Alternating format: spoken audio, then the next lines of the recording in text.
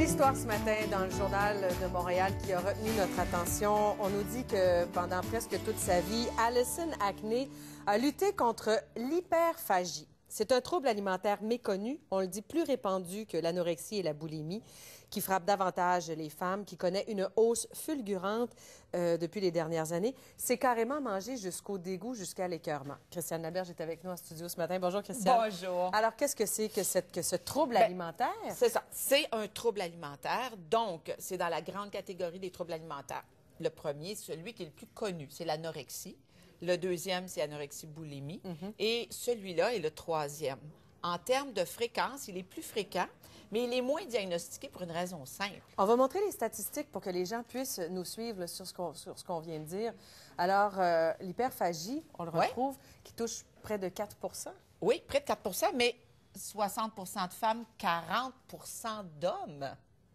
Alors ça, c'est quelque chose qui n'est pas si fréquent. L'anorexie, on a vu que c'est 1 c'est un homme pour 10 femmes, mais ça aussi, chez les hommes, les troubles alimentaires, ça monte. Et la boulimie, 2 pour 10, avec 2 de la population. Mais le problème, Ève-Marie, c'est l'aveu. Parce que les gens ne vont pas arriver chez le docteur et dire « Ah, moi, docteur, là, 3 fois par année, je mange jusqu'à plus capable, jusqu'à l'écœurement, je mange n'importe quoi, j'ai une peine d'amour, moi, je m'enligne 1 litre de crème glacée, il faut que je vois le fond. Alors que ça, c'est quelque chose qui ne paraît pas nécessairement.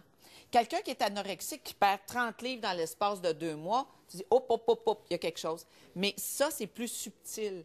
Et ce qu'on appelle hyperphagie, c'est de la boulimie où la personne ne va pas compenser par des vomissements, par des laxatifs. Donc, elle ne va pas essayer de se débarrasser de ce qu'elle a ingurgité. Elle va le garder. OK. Dans le récit qui nous est raconté ce matin, la dame explique qu'elle ne se sentait pas digne. En fait, il y a un grand manque d'estime de soi.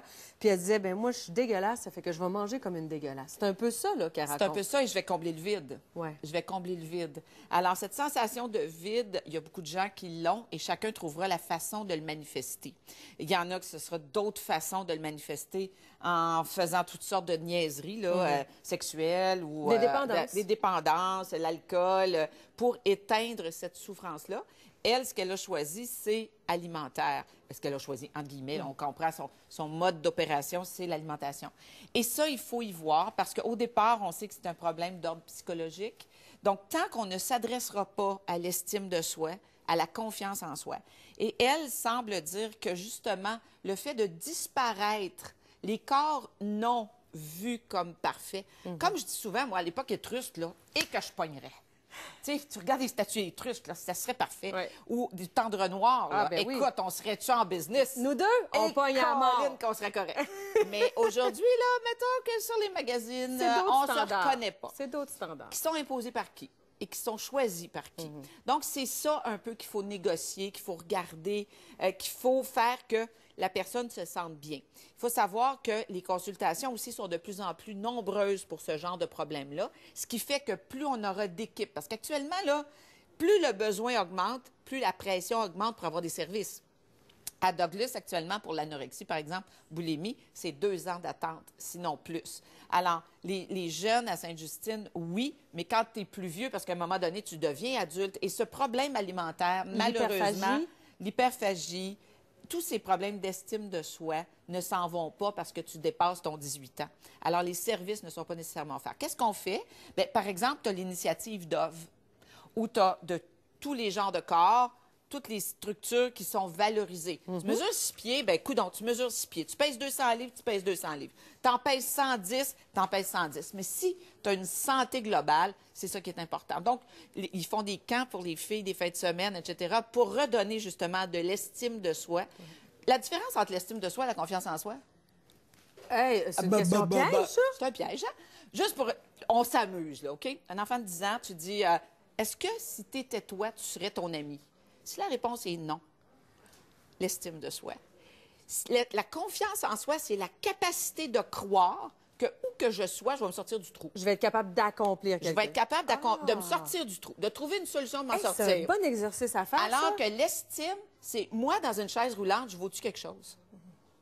Et si, pour les adultes, c'est la version adulte... Oui, mais juste de dire, est-ce que je me choisirais comme amie? Oui. Je veux dire, la question est super bonne. C'est ça. L'enfant qui dit « Ah non », ou tu dis « Trouve-toi 2 qualités, puis tu as une longue attente de 15 minutes, là. » on est falloir mal barré. aider, va falloir Ouais, aider. il faut qu'on aide. Donc, il y a des moyens pour aider l'estime et la confiance. C'est drôle parce qu'en fin de semaine, justement, par l'alimentation, je suis allée à la tablée des chefs où il y avait les 5 brigades qui étaient en compétition. L'école Vanier a gagné.